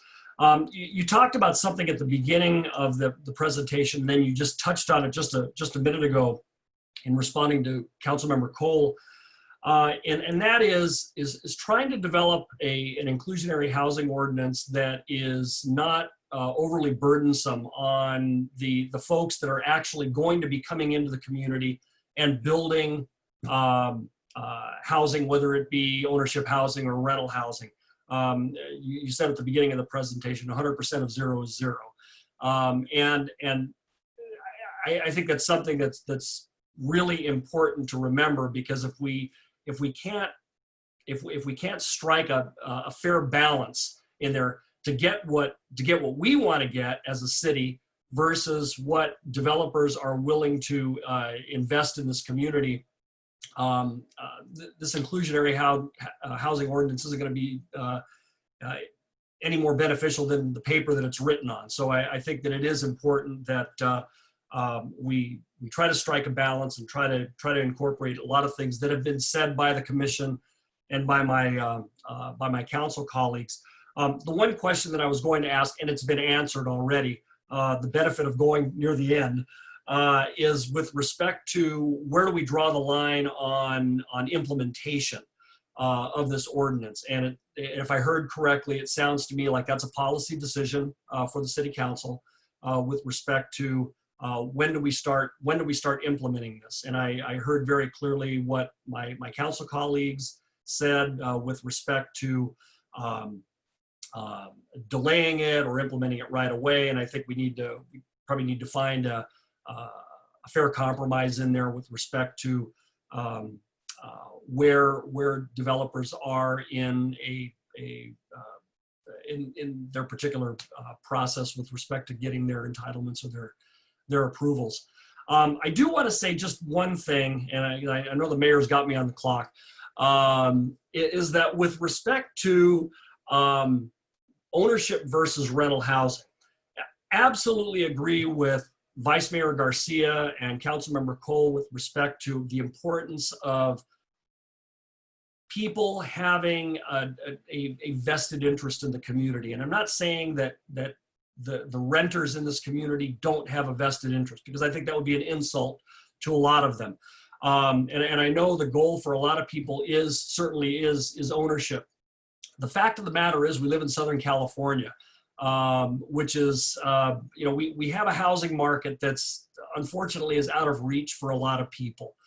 I think having an inclusionary ordinance will help to a certain degree to maybe help some folks get their foot in the door with respect to being a property owner.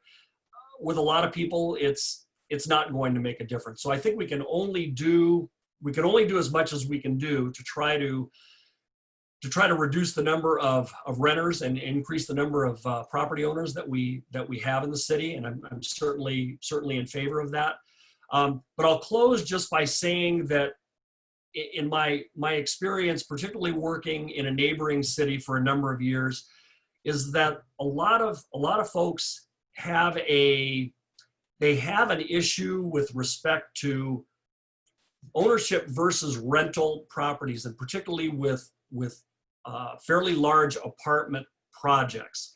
And I know that there are many people that just have this block in their minds. So, well, we don't want to see more apartments, or we don't want to see more rental units. Just speaking from personal experience in talking about ownership by nonprofits and companies that specialize in affordable housing, as Kirk was talking about earlier, the Jamborees and the Chavez Foundation and National Community Renaissance, those types of organizations that specialize in building affordable housing, but they hold on to it, and professional management is the key to that project, maintaining its quality over a long period of time. I think that the rental properties that we have probably the most problem with here in the city are the market rate projects that are poorly managed. And I certainly would not want to go down that road. And I know that's not what we're talking about here. But it took me many years to realize that there is some benefit in having, as I think Kirk mentioned early in the study session, is having a single owner who either does professional management on their own or hires somebody to do professional management to maintain a quality development, even though it may be an affordable project. So I think that's very important down the road. So those are my comments. Thank you. Thank you, Councilmember Lestro.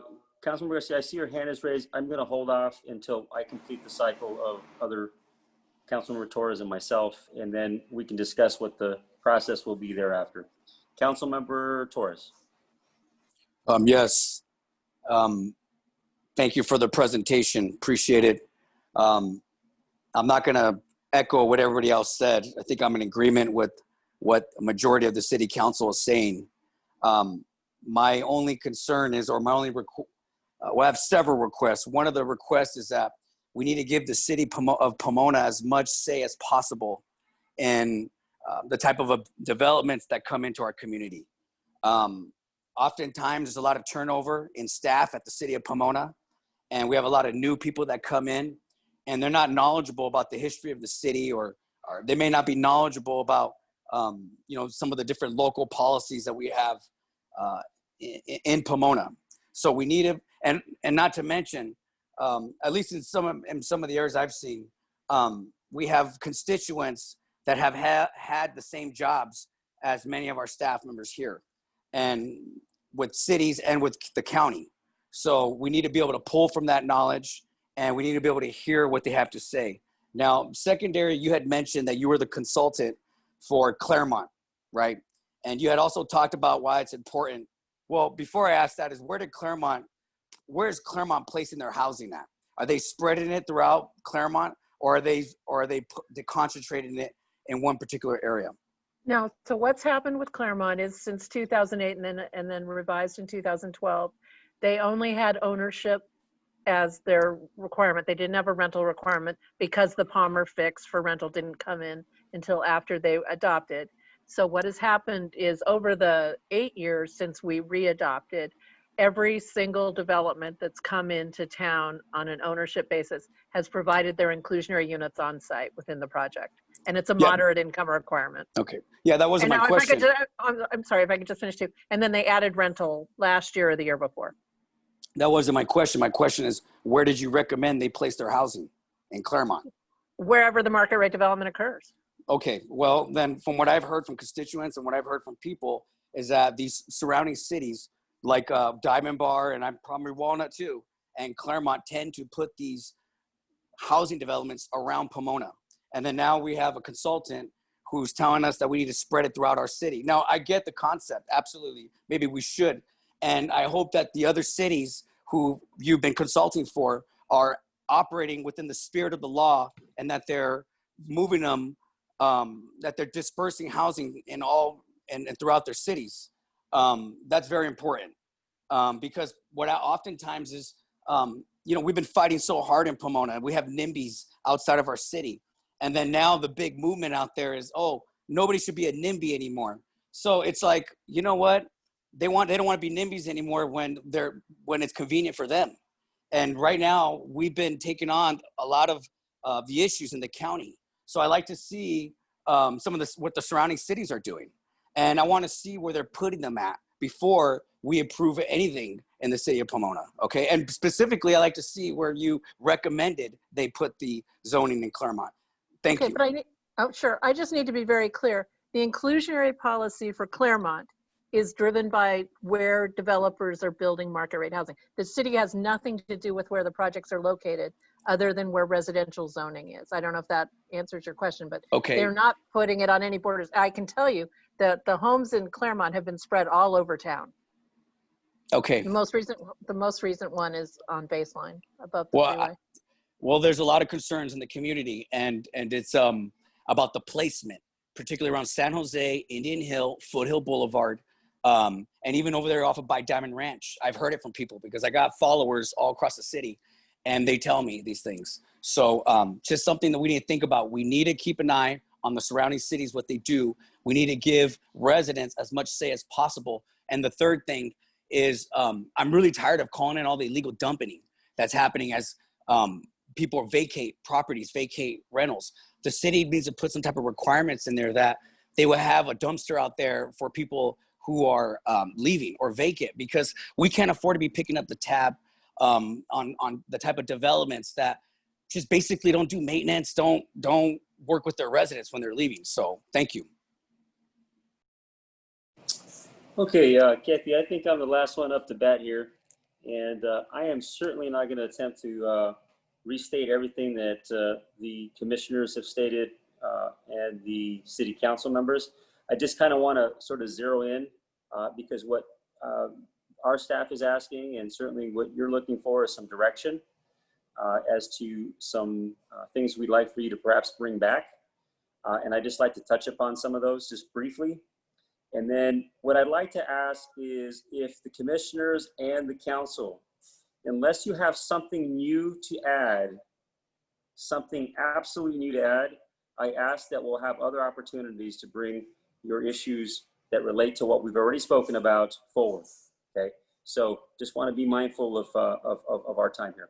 All right, first, I just want to make it clear that something that's important to me is I don't like the idea of segregating anybody, right?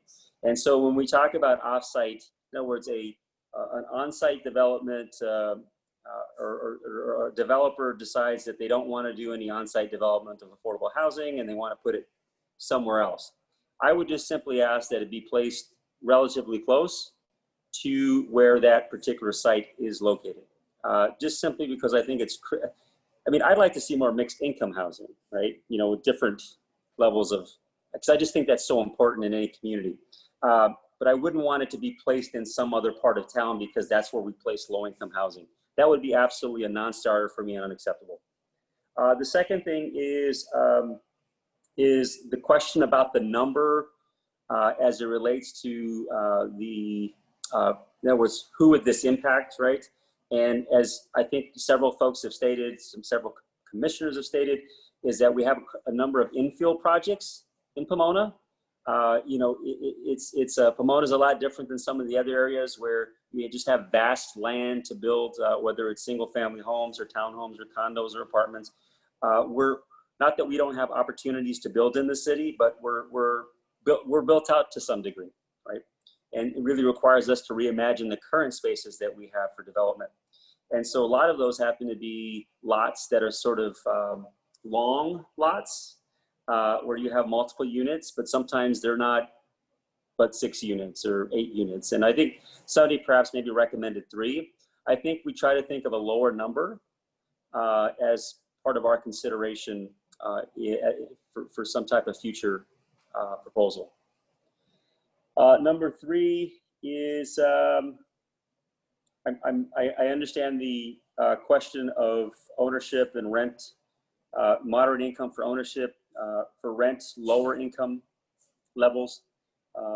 I can certainly appreciate the frustration that we have. I mean, just housing is so ridiculously expensive in California, and what appears to be low income, you look at the income that you're supposed to earn and you just kind of just sort of scratch your head and you go, that's low income, but it really just kind of reveals the real crisis that we face in this state as terms of people being able to reproduce themselves. And obviously housing is a critical part of their reproduction. Lastly, this is kind of a question that may be a little out there, but I'm going to ask it, okay? It is so evident that we have current renters that are facing real challenges, right? We have current renters who would like to buy a home, and there's certainly a finite amount of dollars to help them buy a home. I have a number of friends who are renters who will text me, who are telling me that they're just they're either getting outbid or they just don't quite qualify, or they're having to move really east of here simply because it's just a little slightly more affordable depending on what community you're talking about. But have any cities ever taken their in lieu fees and rather than building or trying to build new units, are really trying to help current residents who are faced with real challenges of paying their rent and perhaps maybe being on the cusp of buying their first home, but need a little additional support to get there? You know, it certainly comes up regularly. I think the one thing you want to think about when doing that, you can write your policies and procedures to allow that to be an allowable use of your in lieu fee. But then keep in mind, when you do that, the units they buy won't count towards your RENA. Sure, understood. Okay, I just wanted to raise it because I was just curious if anybody else did. You know, we could talk about future development and adding new units, and yet we have, you know, Pomona has a number of relatively affordable units, but I mean, that's kind of a misnomer, I guess you could say, right? What's affordable to one person is not so affordable to another, and there's a lot of people hurting, and you know, cities are trying to figure out how to best help people in that situation. So that's all I have to say. I know Councilmember Garcia has her hand up, and I know Councilmember Preciado have their hand up. And so all I ask, if there's going to be any additional commissioners speak or any council members speak, I just ask that you add something new to the conversation. But I think Kathy and Kirk and Ethan and our staff have had a good opportunity to kind of see the direction that we'd like to go in moving forward. So Councilmember Garcia, you've had your hand up the longest, and then Councilmember Preciado. Thank you, Mayor. My only question for Ms. Head was if she had considered in her formula of moderate home ownership the programs that the city of Pomona currently has in place, like the 2% loan that we offer to homeowners, or the first-time home buyers program that is for people who are low to moderate income levels. And I was curious if she had included that in her analysis. I actually have not, but I'd need to know what the magnitude of those resources are. But no, that's a very good question, and I'll definitely check with staff. Thank you. Sure.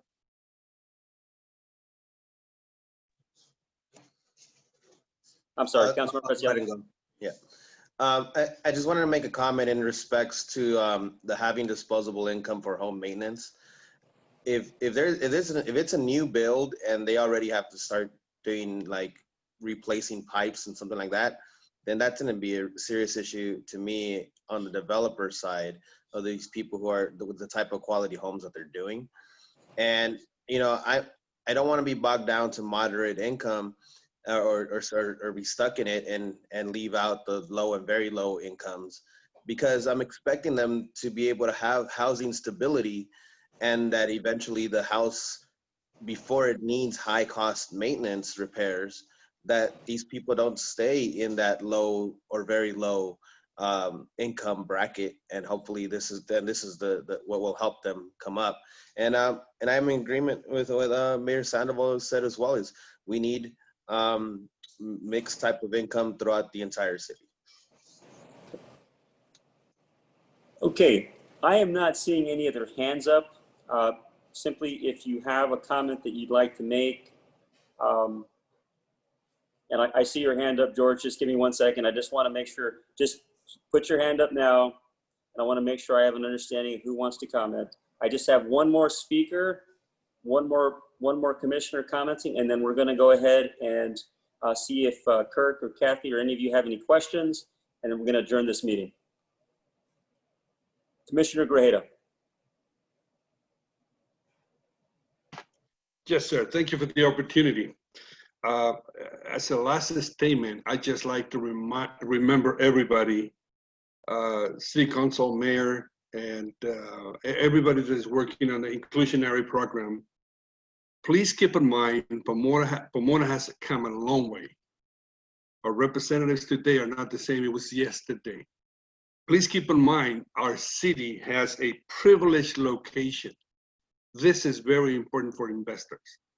This is very important for our people.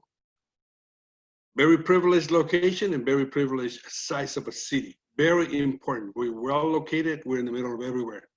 That makes it very valuable. So let's not sell ourselves cheap. Let's just try to make it the best way possible. That's what I want to comment. Thank you. Thank you, Commissioner Greta. There was one final question that was asked. It was the Institute admin. The question, and this may be for you, Kathy, is what cities have adopted really effective inclusionary policies and why were they effective? Well, my bias is the ones I've worked on. So the 30 that I've worked on. I think most of the cities have adopted really good policies, that especially the ones that have been adopted in the last 10 years. So San Dimas, Claremont, those are both good for local communities. Pasadena's will be interesting now that they've raised their percentage. It'll be interesting to see. So far, it hasn't affected development in a bad way. Burbank is in the midst of redoing their policy right now, updating it from 2005. Long Beach just adopted within the last few weeks. Huntington Beach has had a policy since the 90s.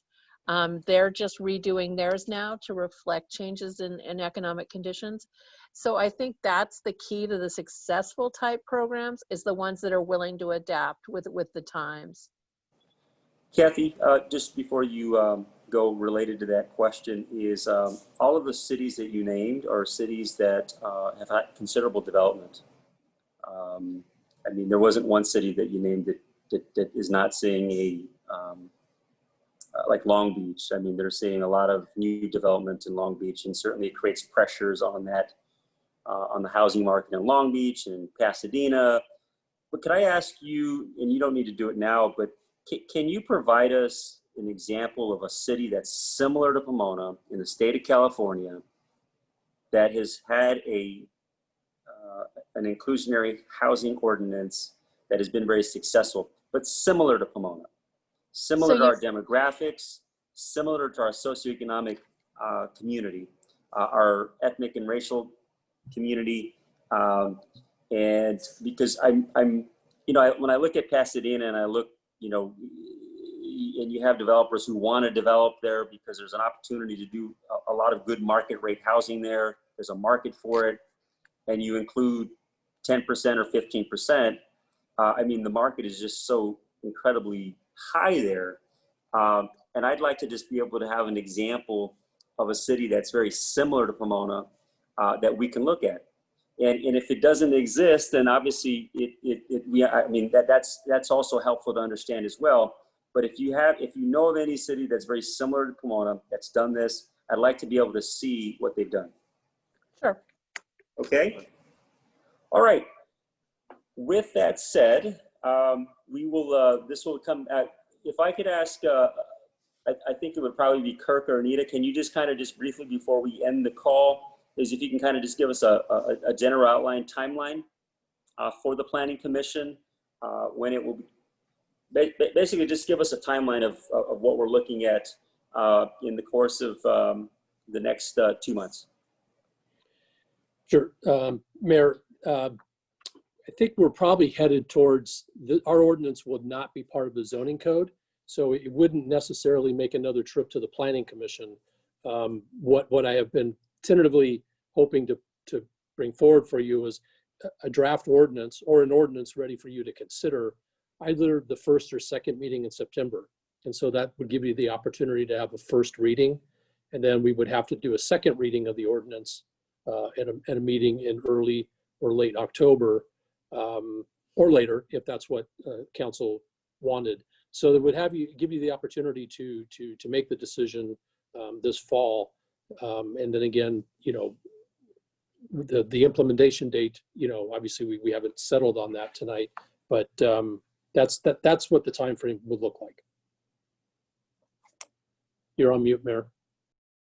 We're looking at possibly having something before the council in September, either one of the two meetings, first or second meeting, and then of course the second reading would happen in October, potentially, depending on when we started. Okay, so this yes.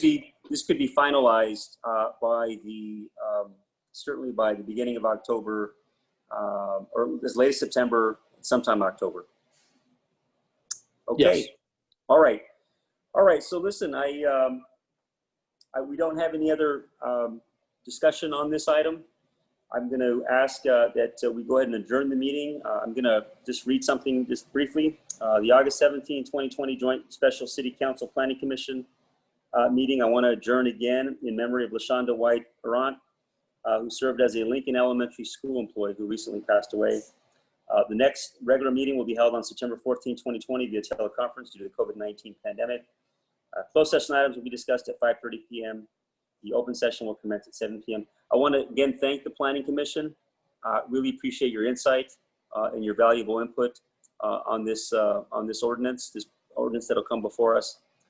And certainly reach out to any of the council members if you have any other input or comments or questions. We'd be happy to hear them, okay? Alrighty, everyone have a wonderful night, and some of you I will see soon. The rest of you, please take care and have a good night. Thank you. Good night. Hey, everybody.